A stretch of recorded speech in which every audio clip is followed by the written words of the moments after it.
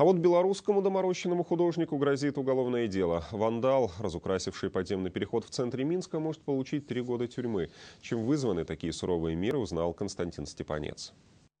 Этот участок подземного перехода является едва ли не заколдованным местом. По неведомой причине он регулярно притягивает настенных художников. 2 случая только за последнюю неделю. Правонарушители друг друга не знали, но творческая манера примерно одинаковая.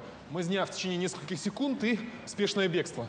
Картина маслом. Полночь, центр белорусской столицы. 26-летний гость из Бреста, штукатур по профессии, решил увековечить свое посещение Минска настенной росписью. Когда его задержали, сразу же назвал источник вдохновения.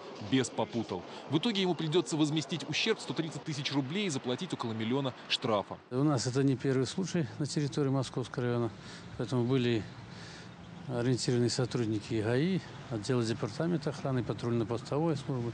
И буквально в течение недели были задержаны 2 вандала. В конце января молодой минчанин, учащийся столичного ПТУ, опять же в полночь совершил художественный подвиг на этом же участке подземного перехода. Как и в первом случае, был задержан на выходе. Сколько одну такую надпись приходится стирать? Мне не терется вообще эта надпись. Своими художествами он причинил больший ущерб городу, около 2 миллионов рублей. Санкции статьи за подобное хулиганство от общественных работ до 3 лет тюрьмы. В последнее время, то есть технологии граффити не стоят на месте. Пошли новые краски и маркеры, которые впитываются непосредственно в структуру гранита. И потом не выводятся никакими ни спецсредствами, ни растворителями, ничем.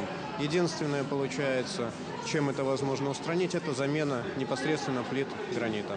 Каждый год на откуп граффитчикам вполне легально отдают несколько стен, которые преображаются в считанные мгновения. К примеру, в 2009-м в Гродно прошел открытый конкурс среди вольных художников. Они создали полотно площадью 200 квадратных метров. Увы, но здесь, в подземном переходе, высоким искусством и не пахнет. И на то, чтобы купить и заменить мраморную или гранитную плиту, идет несколько месяцев. В итоге из-за тяги к сомнительному творчеству гости и жители столицы вынуждены будут несколько месяцев смотреть либо на аббревиатуры с непристойной расшифровкой, либо на зияющие пустоты в стенах подземного перехода. Константин Степанец, Александр Гайдук, ОНТ.